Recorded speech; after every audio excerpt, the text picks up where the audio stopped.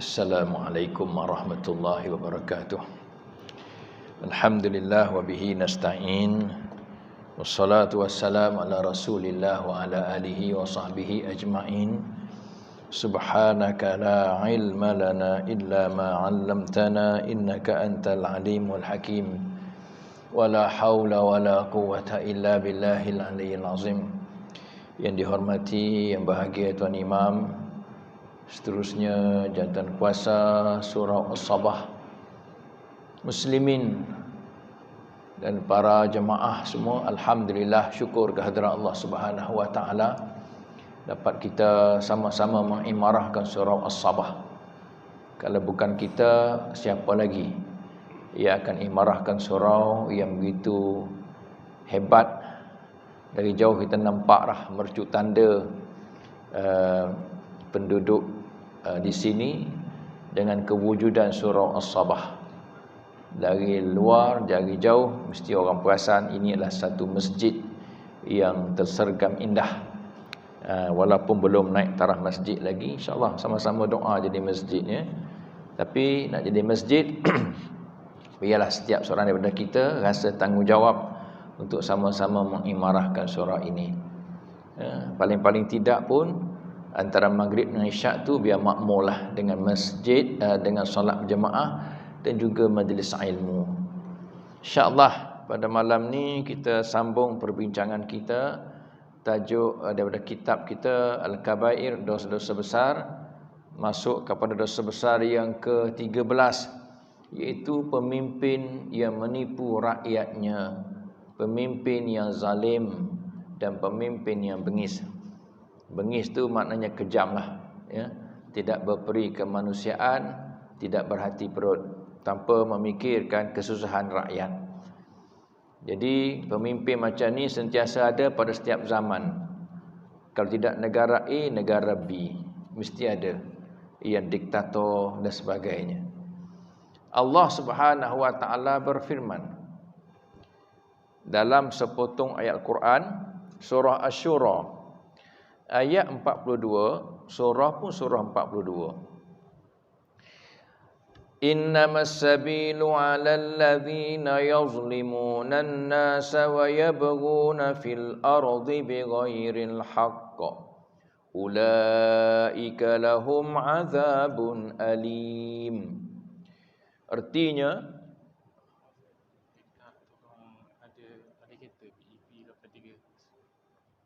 minta tolong alih kereta BEP 8308. Ini bukan cabutan bertuah ni. Minta tolong ya, alih kereta sekejap, jangan masuk baliklah. Masuk balik. Sebab saya seronok sebab depan surau As-Sabah ni parkingnya luas, ya. Jadi insya-Allah mungkin kita double parking tadi, ada orang nak keluar ke, ya. Mungkin isteri nak beranak dan sebagainya. Jadi dia keluar, kita parking dalam tempat dia, tak ada masalah, ya. Insya-Allah Allah permudahkan urusan kita, insya-Allah. Allah sebut sesungguhnya jalan untuk menyalahkan hanyalah terhadap orang-orang yang melakukan kezaliman kepada manusia dan bermaharajalela di muka bumi dengan tiada sebarang alasan yang benar. Mereka itulah orang-orang yang beroleh azab siksa yang tidak terperi sakitnya. Orang ini ialah orang yang melakukan kezaliman kepada manusia, artinya dia ada kuasa. Dan bermaharajalela pula. Maknanya kuasanya power lah. Bermaharajalela tu dia menguasai satu kawasan. Kalau kampung, barangkali ketua kampung. Kalau daerah, barangkali DO. Kalau dia punya Don parlimen yang berhormat, barangkali lah, ya. Dia punya kawasan bermaharajalela di muka bumi. Kalau dia satu negara, Perdana Menteri, satu negeri, Menteri Besar ataupun Ketua Menteri dalam konteks negara Malaysia. Jadi Allah Ta'ala tegur kepada golongan seperti ini. Ya, atas dunia boleh bermaharajalela dengan kezaliman. Tetapi kata Allah, ulaika lahum azabun alim.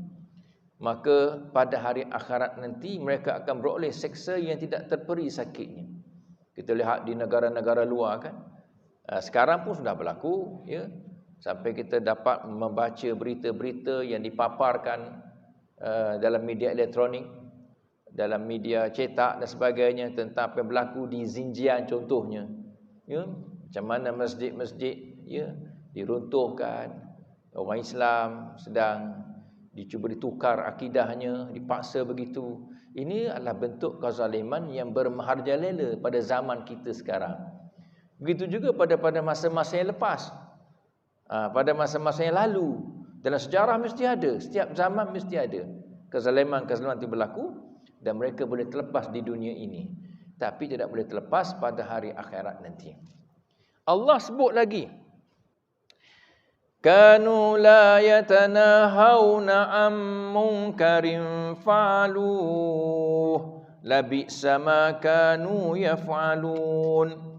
Mereka sentiasa tidak saling melarang sesama sendiri daripada perbuatan mungkar yang mereka lakukan. Demi Allah, sesungguhnya amatlah buruknya apa yang telah mereka lakukan. Orang ada kuasa ni ialah orang yang paling hebat sebenarnya. Sebab itu kalau tuan-tuan lihat kedudukan pemimpin ini di padang mahsyar tinggi martabatnya, sehingga disebut dalam sebuah hadis yang sahih bahawa ada 7 golongan manusia yang dapat naungan Allah, naungan arasy di padang mahsyar yang sangat panas terik ketika itu. Tiada naungan lain melainkan naungan Allah semata-mata, ialah Nabi letak. Daripada 7 golongan itu, nombor 1 ialah pemimpin yang adil. Nabi tak letak yang lain. Nabi tak letak geng-geng masjid, geng surau, tak. Geng surau, geng masjid tu mungkin taraf kedua ataupun ketiga dah. Tapi nombor 1 ialah imamun adilun, pemerintah, pemimpin, yakni orang yang ada kuasa, yang adil terhadap rakyat bawahnya. Jadi mereka ini ada kuasa. Bila ada kuasa, salah satu bentuk keadilan ialah mereka melarang perbuatan mungkar. Orang ada kuasa ni tuan-tuan, dia boleh tarik lesen judi, boleh tarik lesen apa rumah urut, boleh tarik lesen apa lagi. Perbuatan-perbuatan mungkar, dia ada kuasa. Dia boleh batalkan apa saja yang dikira pada fikirannya ialah benda itu mungkar. Dia boleh larang. Sebab dia ada kuasa. Sebab itu Allah Ta'ala memuji golongan pemimpin yang adil, dan Allah mengeji mereka yang tidak menjalankan perbuatan amar ma'ruf nahi mungkar. Tuhan kata apa? Sesungguhnya amatlah buruk apa yang mereka lakukan itu. Allah dah sebut. Lalu Nabi SAW menjelaskan lagi. Kullukum ra'in, setiap daripada kamu adalah pentadbir, pemimpin. Wa kullukum mas'ulun an ra'iyati, setiap daripada kamu akan ditanyakan apa yang kita telah tadbir, pentadbiran kita dan kepimpinan kita. Setiap peringkat. Nabi sebut hadis ni tuan-tuan, hadis sahih Bukhari dan Muslim. Nabi sebut detail hadis ni. Dia bukan terhenti kullukum ra'in wa kullukum mas'ulun an ra'iyatih. Habis full stop. Tidak. Nabi nak menjelaskan lagi supaya orang nampak. Nabi sambung lagi dalam hadis sahih Bukhari dan Muslim ini. Wal imamu ra'in wa mas'ulun an ra'iyatih. Pemimpin itu adalah seorang pentadbir dan akan ditanya tentang kepimpinan terhadap rakyat jelatanya. Orang hari ni berebut-rebut nak jadi pemimpin. Berebut-rebut nak jadi pemimpin. Bergaduh-gaduh nak jadi pemimpin. Berebut kerusi. Tapi dia lupa pada hal hari akhirat nanti. Mereka akan ditanya tentang kepimpinan mereka. Apa yang mereka sudah lakukan pada rakyat. Nabi sebut. Wa mas'ulun an ra'iyatih. Ra'iyatih itu ialah rakyat dia. Hak duduk di bawah dia. Lagi besar kuasa kita, lagi ramai rakyat. Lagi ramai rakyat, lagi banyak soal jawab pada hari akhirat nanti. Oh, tapi orang tu orang berebut. Kalau berebut tu, dia ni orang yang layak, tak ada masalah. Dia layak. Dan memang dia boleh uruskan hak rakyat jelatanya. Orang susah dia boleh bantu. Orang yang rumah terbakar dia boleh sumbang apa-apa bentuk bantuan. Orang yang kena bahan ribut, dia punya atap, bumbung rumah, dia boleh repair dengan kudrat dan wang yang dia ada, kepertukan yang dia ada. Alhamdulillah. Jadi dalam kawasan dia tidak ada orang miskin. Dalam kuasa dia tidak ada orang susah. Dia berlaku adil seperti mana dilakukan oleh Umar bin Abdul Aziz. Walaupun memerintah tak lama tuan-tuan, 2 tahun setengah saja pemerintahannya, tetapi pada masa tahun pertama itu dia bagikan harta zakat, sehingga tahun kedua nak bagi harta zakat tidak ada lagi rakyat yang mengaku diri mereka miskin. Adil sungguh. Jadi tuan-tuan mati Allah, Nabi sebut al-imam, pemimpin itu pentadbir, dan dia akan ditanya pada hari akhirat nanti tentang soal pentadbirannya kepada rakyatnya. Warrajulu ra'in fi ahlihi. Seorang suami itu akan ditanya tentang keluarganya. Wa huwa mas'ulun an ra'iyati. Maka dia akan bertanggungjawab terhadap pentadbiran keluarga dia. Nabi detailkan lagi, suami pula. Tadi pemimpin, tinggi, turun bawah sikit, suami. Bapa. Nabi sebut lelaki, rajul ni dia boleh jadi bapa, boleh jadi suami. Kalau tak ada anak, suami. Kalau dah ada anak, jadi suami dan bapa. Dia bertanggungjawab kepada keluarganya, didik anak isteri dia dengan pendidikan agama, kenal apa itu halal dan haram, apa yang Allah benci dan apa yang Allah suka, kenalkan apa itu sunnah Nabi sallallahu alaihi wasallam, ajak mereka cintakan ilmu, cintakan masjid. Subhanallah tuan-tuan. Kalau begitulah sifatnya, insya-Allah suami ini selamat kalau disoal jawab pada hari akhirat di padang mahsyar. Tapi kalau suami bapa dah biarkan anak-anaknya dedah aurat, ya, anak-anak dia boleh buat apa saja maksiat, berpeleseran, berpoya-poya, kemudian apa lagi, dia boleh bergaul bebas dengan kawan-kawan lain jantina bukan mahram, maka suami dan bapa dipanggil ad-dayus. Wad-dayus la yadkhulul jannah. Suami dan bapa yang dayus tidak akan masuk syurga. Sebelum masuk tak masuk syurga, di padang mahsyar akan dibincang dulu, iaitu akan diadili seadil-adilnya. Dia akan lihat apa yang dia telah lakukan masa hidup di dunia ini dengan paparan filem dia sendiri yang telah dirakam masa dia hidup. Siapa rakam? Malaikat rakam. Tengok kelip-kelip mata, ni kamu buat, ini kamu biarkan, ini kamu bla bla bla bla bla, akhirnya masukkan dia ke dalam neraka. Oh susah. Ingat sonok, semua sonok bila akad nikah, aku nikahkan dika bla bla bla bla. Sah, oh ye, sonok. Yahoo, ada Yahoo, ada Yahoo. Tapi dia lupa bahawa dosa isteri sudah dipikul di atas bahu dia. Dosa isteri masa tu dah dipikul atas bahu dia dah. Kalau dia biarkan isterinya tak solat dan sebagainya. Dapat anak, alhamdulillah dapat baby boy dia tu. Dia lupa bahawa satu lagi akan pikul dosa anak-anak dia pula. Kalau dia tak didik betul-betul. Sebab itu tanggungjawab suami dan bapa nombor 1, tuan-tuan bukalah kitab apa pun, pendidikan dalam Islam, tarbiyah dalam Islam, dia akan sebut pendidikan. Didik.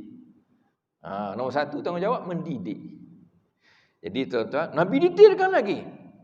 Takkan laki-laki je kena. Wal mar'atu ra'iyatun fi baiti zawjiha wa mas'ulatun an ra'iyatiha. Seorang isteri pula, dia adalah pemimpin pentadbir dalam rumah suami dia. Maka dia akan dipertanggungjawab di atas pentadbiran di rumah suaminya itu. Apa dia sudah buat? Suami pergi kerja, dibiarkan orang asing masuk dalam rumah kah? Ataupun dia pergi ke rumah orang asing di sebelah rumah kah? Ataupun dia buat apa? Maka ketika itu dia akan dipertanggungjawabkan. Kemudian wal khadim, orang gaji, pembantu rumah penuh, akan ditanya ra'in fi mali sayyidihi, akan ditanya tentang harta tuan dia. Wa mas'ulun an ra'iyatihi, maka dia akan bertanggungjawab di atas pentadbiran harta tuan dia. Apa kamu dah buat? Jual?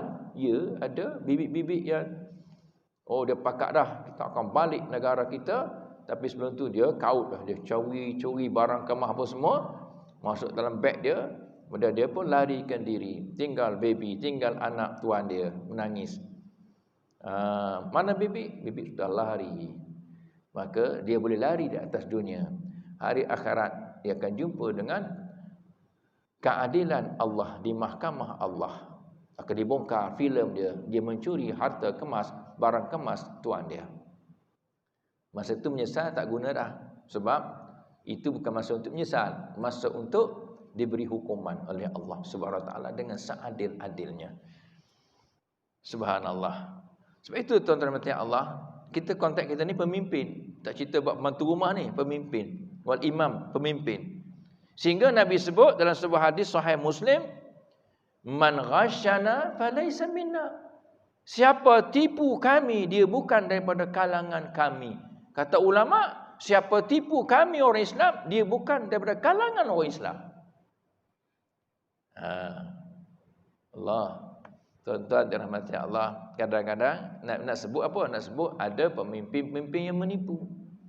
Menipu rakyatnya, menipu orang bawahannya. Sedangkan realitinya berbeza. Dia cakap berbeza, realiti yang berlaku berbeza. Banyak berlaku. Sebab apa? Sebab nak meraih undi, nak meraih sokongan, nak tunjukkan dia hebat. Apa lagi? Kadang-kadang nak menjatuhkan lawan dia, pentadbiran yang lalu contohnya, begitu. Maka dia akan buatlah. Bila tipu rakyat, orang rakyat kata, oh, eloklah jatuh yang dulu, contoh. Tak kena mengena ni, contoh saja. Ya. Dia fikir pula, ustaz ni geng mana? Ya. Contoh saja. Dia pun tipu rakyat, dia kata gini, gini, gini. Kita mana faham bab ekonomi.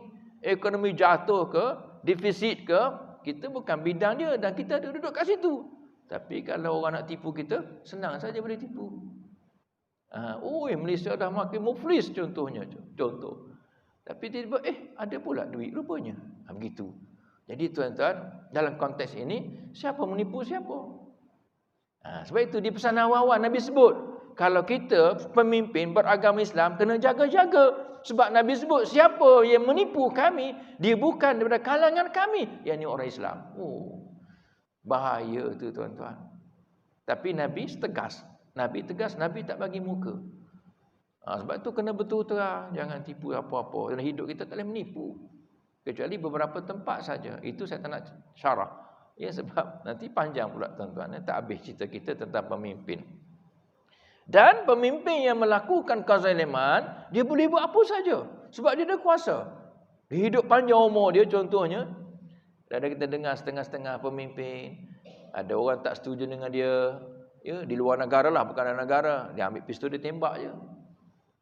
Diktator sungguh, ambil pistol, tembak je, senyap kawan tu. Ataupun tak setuju dengan golongan dia, ambil orang ni, diangkut dengan truk, bawa masuk dalam penjara bawah tanah, senyap. Zalimnya, mereka ada anak, mereka ada isteri di luar sana, tertanya-tanya mana suami aku, ibu mana ayah. Senyap. Tak jumpa dah. Senyap. Masuk bawah tanah. Senyap. Rupanya ada penjara bawah tanah. Di luar negara, bukan di Malaysia. Tuan-tuan mati Allah. Zalim ini kata Nabi, Az-zulmu zulumatun yaumal qiyamah. Kezaliman itu akan merupakan kegelapan-kegelapan pada hari kiamat. Gelapnya masa depan bagi orang yang melakukan kezaliman, kata Nabi.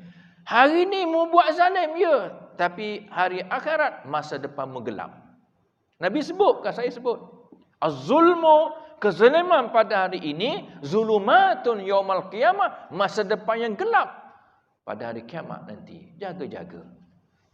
Jadi kalau orang tu beriman dengan hari kiamat, insya-Allah dia tidak akan melakukan kezaliman walaupun dia ada kuasa. Kita ni tuan-tuan Allah, orang yang hebat ialah orang yang boleh pukul orang, tapi dia tak pukul orang.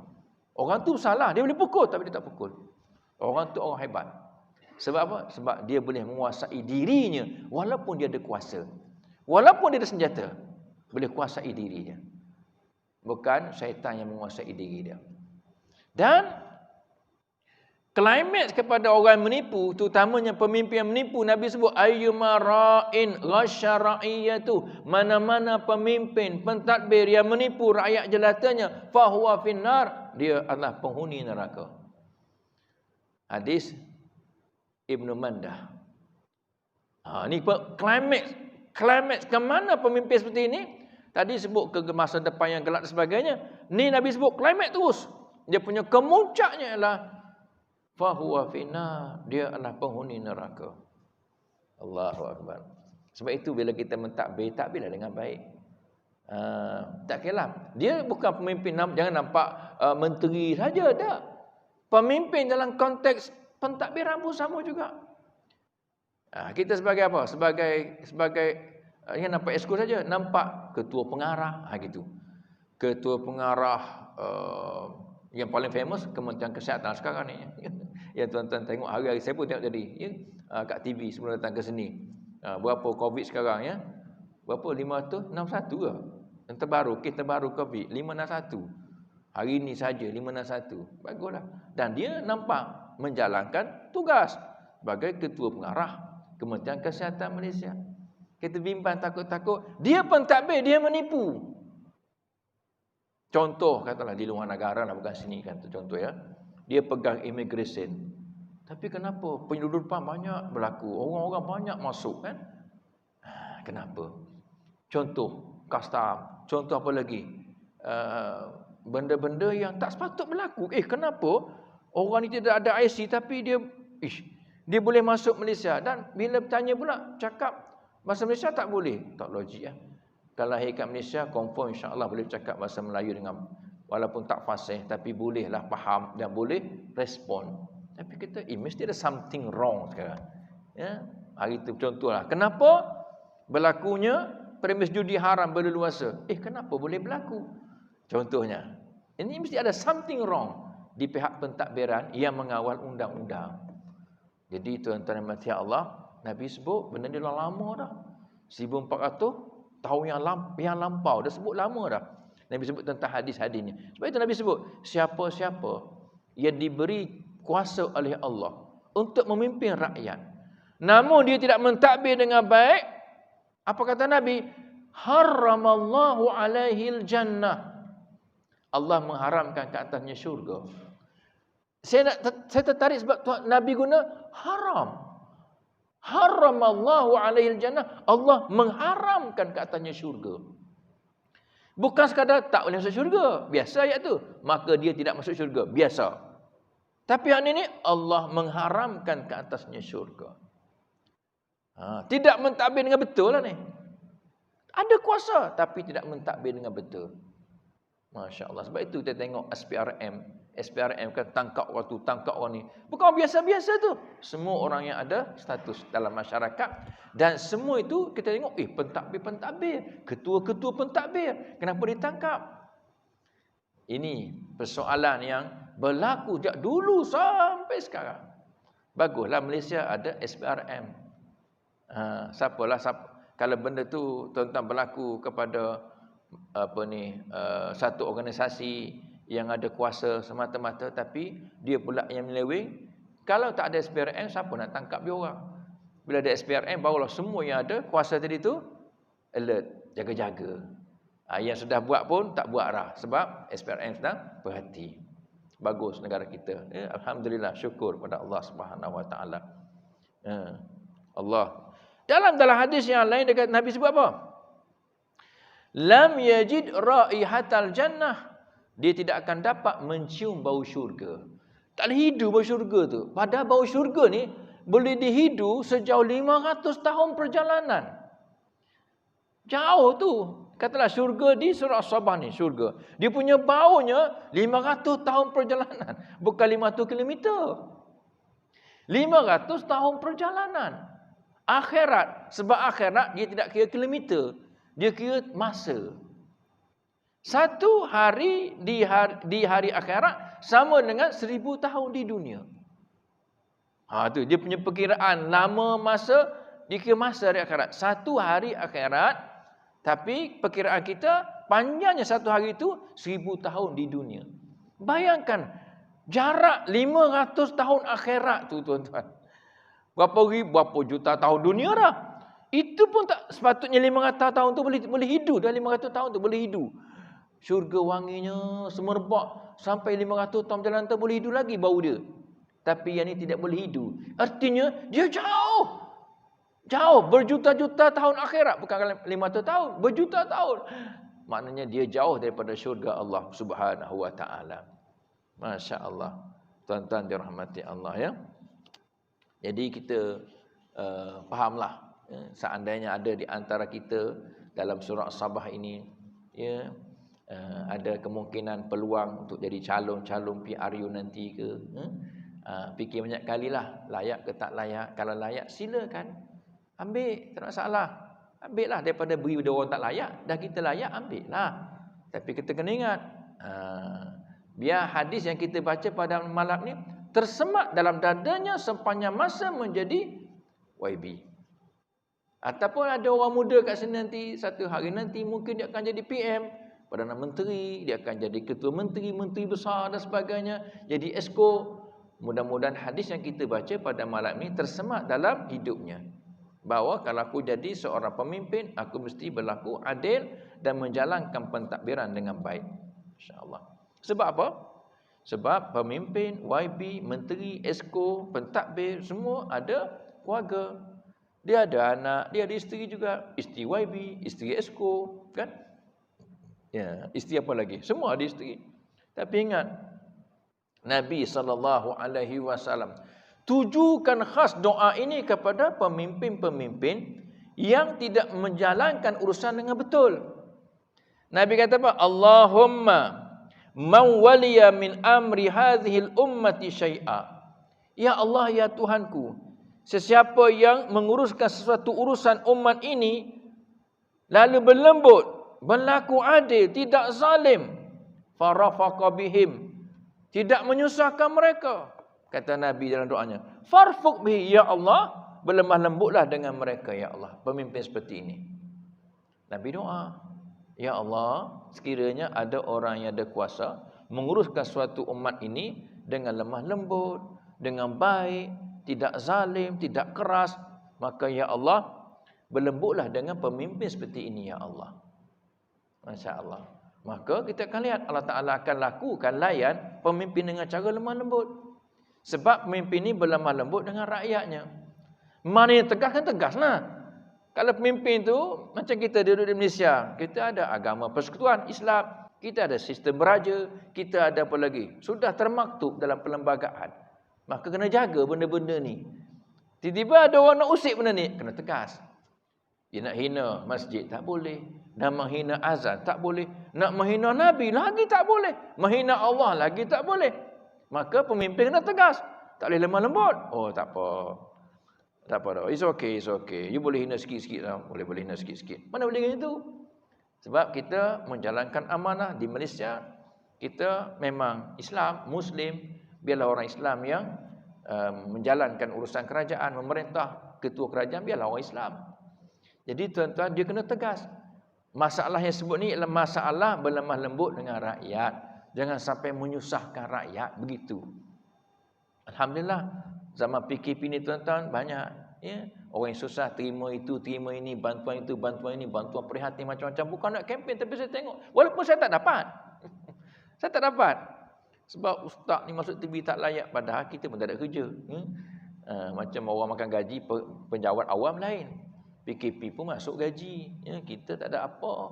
Ini pun banyak program-program dah cancel. Minta maaf ustaz, kami zon merah ustaz, kami terpaksa tangguhkan kuliah duha. Yang ni kami terpaksa tangguhkan kuliah maghrib. Yang ni kami terpaksa cancel ustaz, terus ceramah-ceramah ustaz. Tak apalah. Sebab ini semua ketentuan Allah Subhanahu Wa Taala. Tapi bagi mereka yang lain, bagi saya hak lain-lain tu, hak petani, hak nelayan, apa lagi yang lagi susah. Alhamdulillah dapat bantuan-bantuan tu. Alhamdulillah, syukur ya Allah. Maka kita sebutkan tadi bahawa mereka sudah melakukan urusan dengan lemah lembut pada rakyat. Contoh ya. Maka ya Allah, berlemah lembutlah dengan pemimpin seperti ini, kata Nabi. Wa man syaqqa 'alaiha, ya Allah, sesiapa yang menyusahkan mereka ini rakyat, ya Allah, fashkuk 'alaihi, maka susahkanlah dia, ya Allah. Nabi doa tu. Dan doa Nabi mustajab. Doa Nabi makbul. Jadi kalau pemimpin menyusahkan rakyat, maka rakyat tak berdoa pun tak apa dah, sebab Nabi dah berdoa. Ya Allah, susahkanlah pemimpin macam tu, susahkanlah dia. Oh, tuan-tuan, ya, kalau Nabi dah campur tangan, ini kes besar. Kes besar. Nabi tak kata, wahai rakyat-rakyat yang disusahkan, berdoalah kepada Allah agar pemimpin kamu disusahkan juga. No. Nabi sendiri berdoa siap-siap dah. Berdoa siap-siap lah sebelum Nabi wafat, dah berdoa siap-siap dah. So, kita sebagai pemimpin, katalah saya sebagai pemimpin, bakal pemimpin pada masa depan nanti, contohlah tuan-tuan. Kalau saya ada rakyat bawah saya, Maka saya kena berhati-hati dengan tindakan saya. Sebab doa Nabi itu akan menimpa saya. Allahu Akbar. Tuan-tuan dan mati Allah, ada 6 minit lagi. Nabi sebut dah. Nabi sebut dalam sebuah hadis, akan tiba satu zaman, satu masa nanti, adanya para pemimpin yang fasik dan zalim. Maka siapa-siapa yang membenarkan penipuan mereka dan membantu mereka melakukan kezaliman, maka dia bukan daripada kalangan umatku. Nabi sebut, falaisa minni, dia bukan daripada kalanganku, yakni kalangan umatku. Nabi sebutlah, akan datang satu masa, satu zaman nanti, adanya, wujudnya, lahirnya para pemimpin yang fasik. Fasik ni dia tak semaya, fasik ni apa lagi, dia tak hiraukan tentang agama, itu fasik. Jahat dari segi agama, fasik ni. Dia tak bayar zakat, zalim kepada rakyat. Fasik dengan agama, zalim kepada rakyat. Maka kalau dah fasik dan zalim, pasti cakap menipu, cakap temberang. Maka kata Nabi, siapa-siapa yang membenarkan penipuan mereka, artinya kuncu-kuncu dia, orang sekeliling dia, hak ni terus sambung lidah-lidah dia, oh ya gini, betul cakap dia betul, padahal menipu. Maka bukan sekadar membenarkan penipuan, membantu kezaliman mereka pula, maka dia bukan daripada kalangan umatku. Pemimpin hak tadi pun bukan kalangan umat Nabi. Siapa-siapa yang duduk sekeliling hak ada kuasa tadi pun membenarkan penipuan, membantu kezaliman pun, Nabi kata bukan daripada kalangan umatku. Bukan kalangan umatku. Tapi itu umat siapa? Tak tahu. Nabi kata bukan umatku. Kita nak kata, kalau begitu kami jadi umat Nabi Musa. Musa pun kata bukan umatku. Bukan boleh pilih-pilih umat ni. Memang kita umat Nabi Muhammad sallallahu alaihi wasallam. Tapi Nabi tak mengaku. Sudah. Nak letak ke mana kita ni? Sebab yang masuk syurga yang mula-mula ialah umat Nabi Muhammad sallallahu alaihi wasallam. Lepas tu baru umat Nabi-Nabi lain. Habis tu kita tak ada umat Nabi mana-mana. Adam pun tidak, Nuh pun tidak, Ibrahim pun tidak, Musa, Isa lagi tidak. Nabi kita tak mengaku. Maknanya tak masuk syurga sebab tak ada umat. Umat siapa ni? Allah. Apatah lagi dapat syafaat Nabi, lagi tak dapat. Sebab Nabi sebut, syafaati li ahlil kabairi min ummati. Syafaat aku ialah untuk orang yang berdosa besar daripada kalangan umatku. Umatku. Nabi sebut.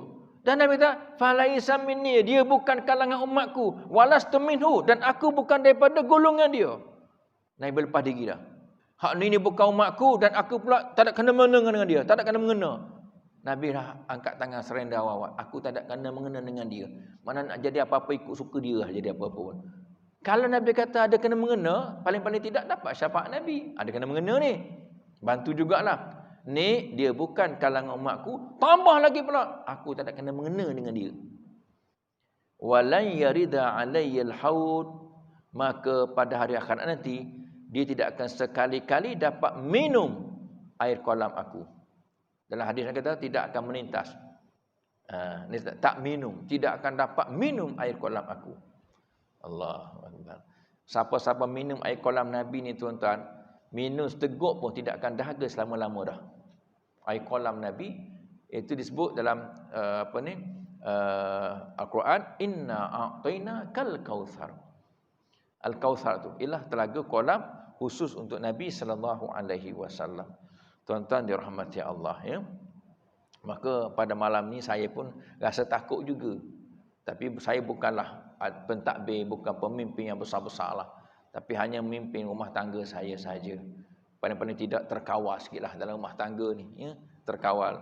Berlaku apa pun taklah malu sangat ya. Tak dikecam sebab rumah tangga kita tertutup. Tapi kalau kita seorang pemimpin peringkat level lebih daripada itu, ini biarlah kita malu atas dunia daripada kita dimalukan oleh Allah SWT pada hari akhirat nanti. Tidak ada satu kaum yang pelbagai maksiat berleluasa diamalkan dalam kalangan mereka, sedangkan jumlah mereka lebih ramai dan lebih kuat daripada pelaku maksiat itu, namun tidak ada yang mencegahnya. Allah Ta'ala akan timpakan azab ke atas mereka secara keseluruhannya.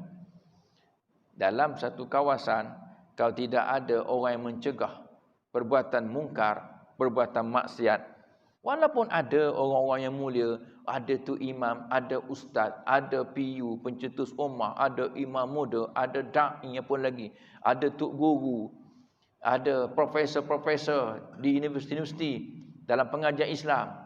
Tapi kalau semua kunci mulut, semua tak tegur, semua tak nasihat, semua tak bersuara, maka nampaklah maksiat tu bermerajalela, kezaliman tu di sana sini. Maka kata Nabi ketika itu, Allah Ta'ala akan timpakan azab ke atas mereka secara keseluruhan. Bila Tuhan timpakan azab secara keseluruhan, semua kena. Profesor hebat-hebat pengajian Islam di universiti akan mati, kena azab juga. Apa lagi? Ustaz-ustaz pun kena azab, tok guru kena azab juga di dunia ini. Apa lagi? Semua kena. Baby pun kena, wanita, orang tua, semua kena.